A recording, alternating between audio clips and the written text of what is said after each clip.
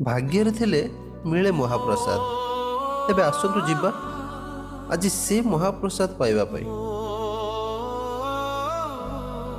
कालिया क्षमा करिबु,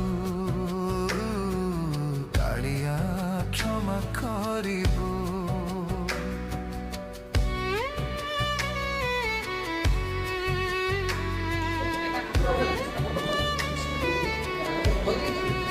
पत्र केटा पाँचटा लेंबू आ से पत्र आनी आसू फटी जाइए पतर